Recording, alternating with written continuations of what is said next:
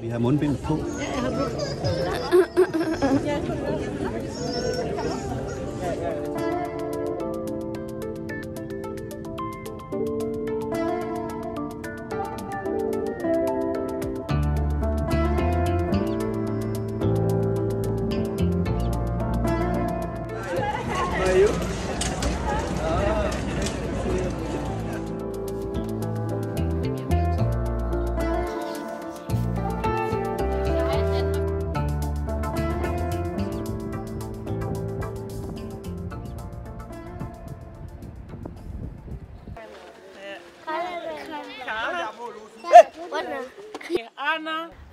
Deres hus var lavet af skrald.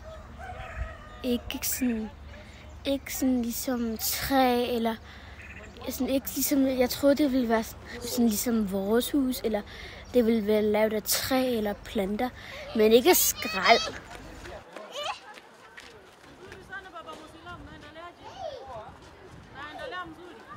Og så var de helt brune, deres hudfarve var brun. Og de kiggede på os, fordi vi var lys. And what is your name? Regina. Regina. Ariet. It's nice to meet you. Hvis de skal drikke vand eller vaske deres tøj, så skal de vente på, at det kommer til at regne. Fordi det er derfor, så skal de vente til, at det kommer til at regne, tror jeg. Og så skal de få det ned i en spand, og så skal de vaske tøj med det og drikke det.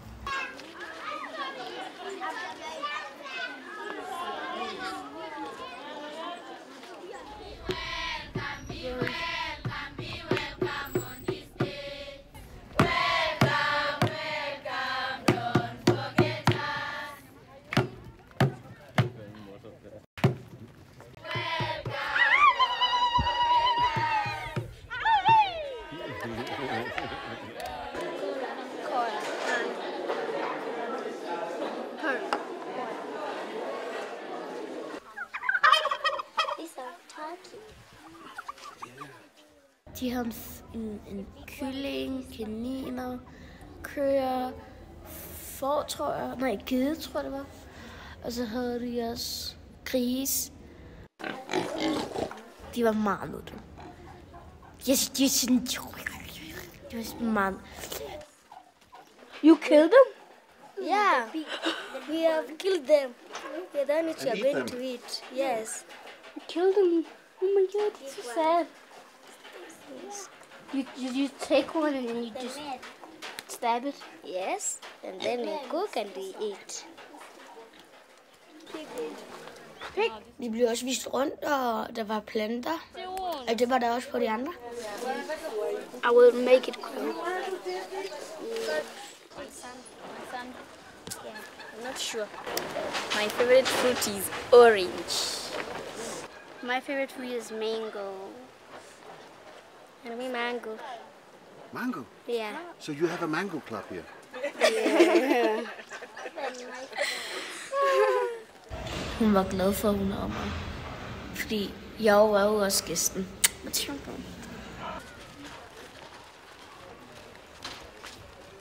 Alle de der skoler, vi har besøgt, det er sådan, det er deres hjem, der senge der.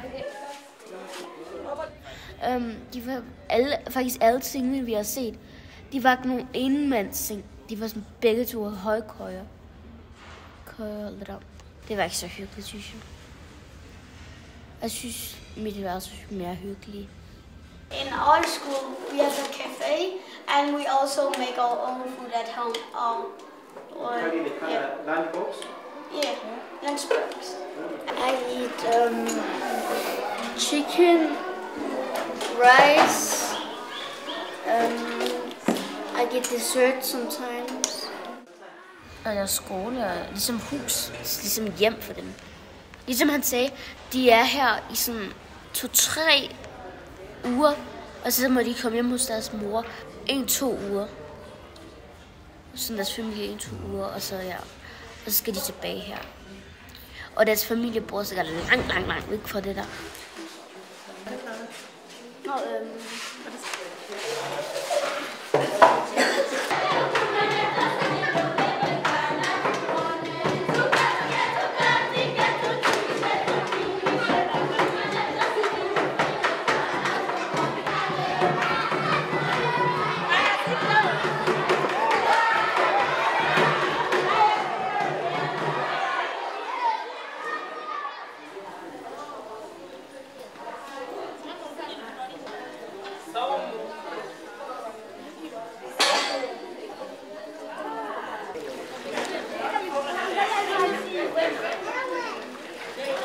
Det er meget smart, fordi poolen, du skal ikke bruge så mange muskler, når du er i vandet. Og det er jo meget smart, fordi så skal du træne dig op og indtil du bare kan gå normalt, og så behøver du ikke mere at gå der. Men mit spørgsmål er egentlig, hvordan er det, de gør for de helt fattige? Fordi hende der arbejder, hun sagde, at der var noget med, at det kostede penge og månedligt at være derovre. Altså for dem, der slet ikke har råd til noget. Hvordan gør de? Det var sejt, sådan sjovt og sejt at se på, hvordan de kunne bevæge sig meget bedre i vandet. Sådan virkelig meget bedre. Der var nogen, der lignede, de slet ikke var handicappede. Jeg synes, det var meget sejt at se. Og at det er også meget sejt, at dem, der arbejder der, at de gør det frivilligt.